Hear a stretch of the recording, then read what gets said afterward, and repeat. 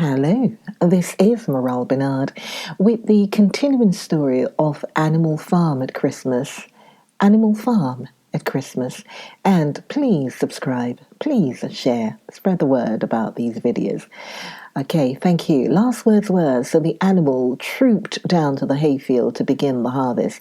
And when they came back in the evening, it was noticed that the milk had disappeared.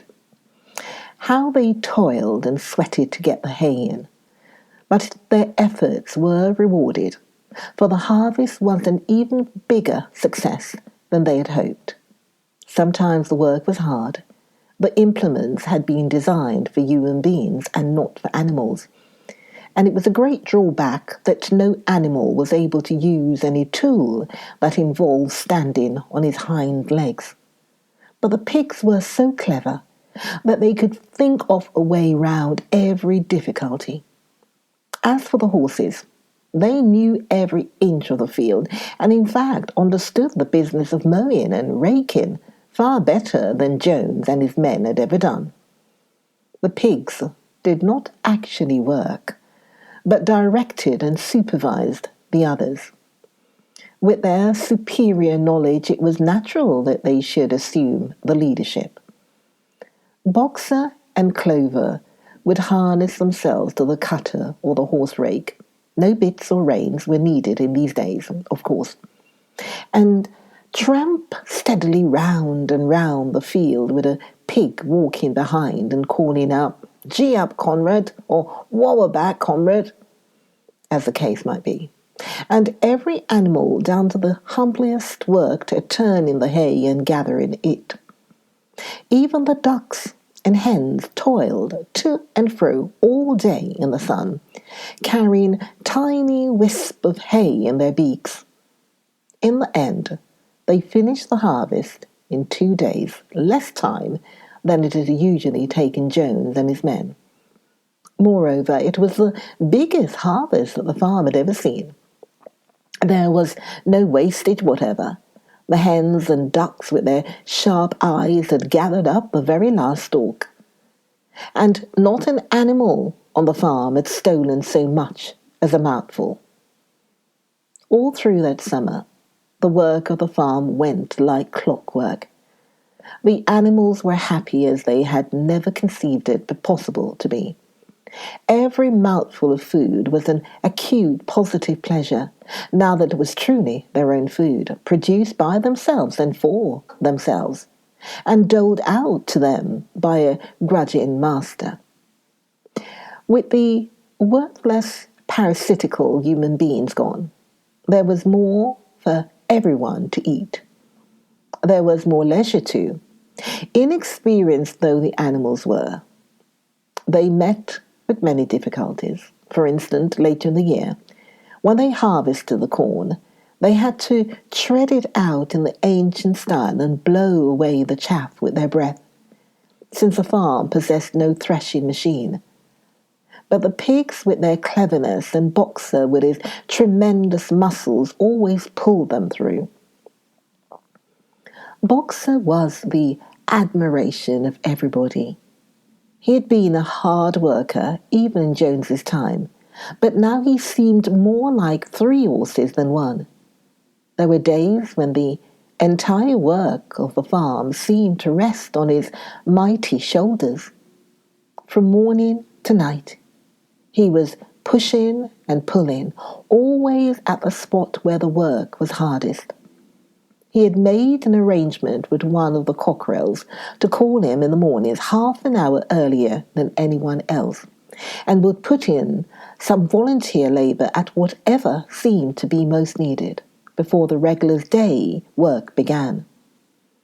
His answer to every problem, every setback was, "I will work harder," which he had adopted as his personal motto. But everyone worked according to his capacity. The hens and ducks, for instance, saved 5 bushels of corn at the harvest by gathering up the stray grains. Nobody stole. Nobody grumbled over his rations. The quarreling and biting and jealousy, which had been normal features of life in the old days, had almost disappeared. Nobody shirked, or almost nobody. Molly, it was true, was not good at getting up in the mornings and had a way of leaving work early on the ground that there was a stone in her hoof. And the behaviour of the cat was somewhat peculiar. It was soon noticed that when there was work to be done, the cat could never be found. She would vanish for hours on end and then reappear at mealtimes or in the evening after work was over, as though nothing had happened. But she always made such excellent excuses and purred so affectionately that it was impossible not to believe in her good intentions. Old Benjamin, the donkey, seemed quite unchanged since the rebellion. He did his work in the same slow, obstinate way as he had done it in Jones's time, never shirking and never volunteering for extra work either. About the rebellion and its results, he would express no opinion. When asked whether he was not happier now that Jones was gone, he would say only, "Donkeys live a long time. None of you has ever seen a dead donkey." And the others had to be content with this cryptic answer. On Sundays, there was no work. Breakfast was an hour later than usual, and after breakfast there was a ceremony which was observed every week without fail. First came the hoisting of a flag. Snowball had found in the harness room an old green tablecloth of Mrs. Jones's, and had painted on it a hoof and a horn in white. This was run up the flagstaff in the farmhouse garden every Sunday morning. The flag was green, Snowball explained, to represent the green fields of England, while the hoof and horn signified the future republic of the animals. The flag, all the animals trooped into the big barn for a general assembly, which was known as the meeting. Here the work of the coming week was planned out, and resolutions were put forward and debated. It was always the pigs who put forward the resolutions. The other animals understood how to vote, but could never think of any resolutions of their own. Snowball and Napoleon were by far the most active in the debates. But it was noticed that these two were never in agreement. Whatever suggestion either of them made, the other could be counted on to oppose it. Even when it was resolved, I think no one could object to in itself to set aside the small paddock behind the orchard as a home of rest for animals who were past work. There was a stormy debate over the correct retiring age for each class of animal. The meeting always ended with the singing of Beast of England, and the afternoon was given up to recreation. The pigs had set aside the harness room as a headquarters for themselves. Here, in the evenings, they studied blacksmithing, carpentering, and other necessary arts from books which they had brought out of the farmhouse. Snowball also busied himself with organizing the other animals into what he called animal committees.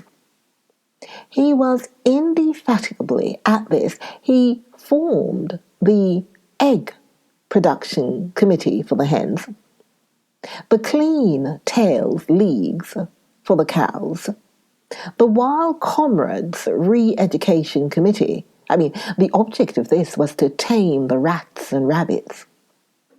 The whiter wolf movement for the sheep, and various others, beside instituting classes in reading and writing.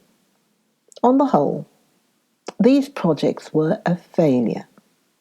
The attempt to tame the wild creatures, for instance, broke down almost immediately. They continued to behave very much as before, and when treated with generosity, simply took advantage of it. The cat joined the re-education committee and was very active in it for some days. She was seen one day sitting on a roof and talking to some sparrows who were just out of her reach. She was telling them that all animals were now comrades, and that any sparrow who chose could come and perch on her paw. But the sparrows kept their distance. The reading and writing classes, however, were a great success. By the autumn, almost every animal on the farm was literate in some degree. As for the pigs, they could already read and write perfectly. The dogs learned to read fairly well, but were not interested in reading anything except the 7 Commandments. Muriel, the goat, could read somewhat better than the dogs, and sometimes used to read to the others in the evenings from scraps of newspaper which he found on the rubbish heap. Benjamin could read as well as any pig, but never exercised his faculty. So far as he knew, he said, there was nothing worth reading. Clover learnt the whole alphabet, but could not put words together. Boxer could not get beyond the letter D. He would trace out A, B, C, D in the dust with his great hoof, and then would stand staring at the letters with his ears back, sometimes shaking his forelock, trying with all his might to remember what came next, and never succeeding. On several occasions, indeed, he did learn E, F, G, H, but by the time he knew them, it was always discovered that he had forgotten A, B, C, and D. Finally, he decided to be content with the first 4 letters and used to write them out once or twice every day to refresh his memory. Molly refused to learn any but the 6 letters which spelled her own name. She would form these very neatly out of pieces of twig, and would then decorate them with a flower or 2 and walk round them, admiring them. None of the other animals on the farm could get further than the letter A. It was also found that the stupider animals, such as the sheep, hens, and ducks, were unable to learn the 7 Commandments by heart. After much thought, Snowball declared that the 7 Commandments could in effect be reduced to a single maxim, namely, 4 legs good, 2 legs bad. This, he said, contained the essential principle of animalism. Whoever had thoroughly grasped it would be safe from human influences. The birds at first objected, since it seemed to them that they also had 2 legs. But Snowball proved to them that this was not so. A bird's wing, comrades, he said, is an organ of propulsion and not manipulation. It should therefore be regarded as a leg. The distinguishing mark of man is a hand, the instrument with which he does all his mischief. The birds did not understand Snowball's long words, but they accepted his explanation, and all the humbler animals set to work to learn the new maxim by heart. 4 legs good, 2 legs bad, was inscribed on the end wall of the barn, above the 7 Commandments and in bigger letters.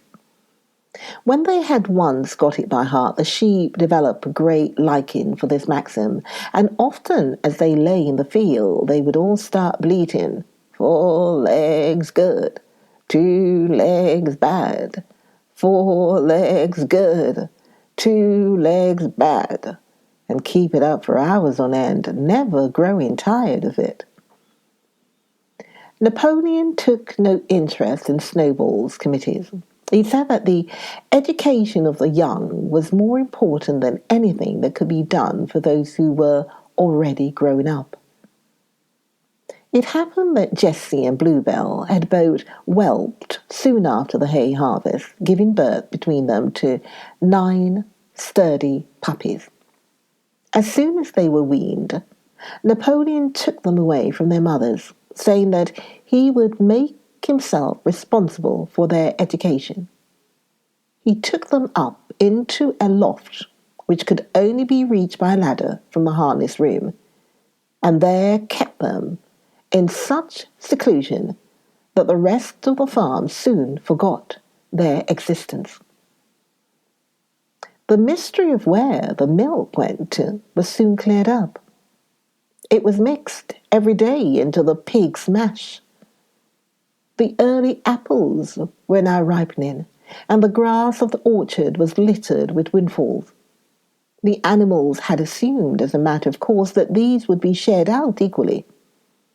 One day, however, the order went forth that all the windfalls were to be collected and brought to the harness room for the use of the pigs.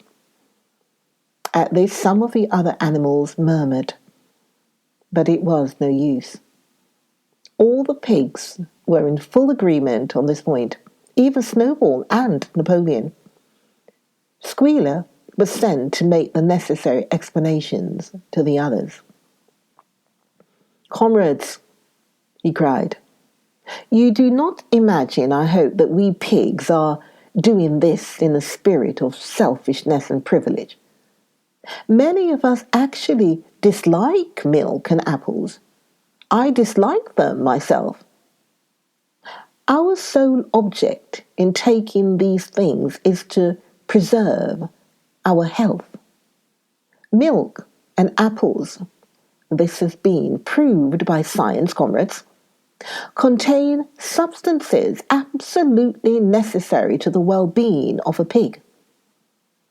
We pigs are brain workers. The whole management and organization of this farm depend on us. Day and night we are watching over your welfare. It is for your sake that we drink that milk and eat those apples. Do you know what would happen if we pigs failed in our duty? Jones would come back. Yes, Jones would come back.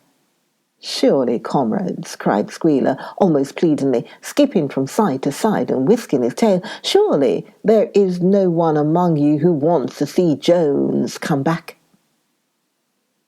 Now, if there was one thing that the animals were completely certain of, it was that they did not want Jones back. When it was put to them in this light, they had no more to say.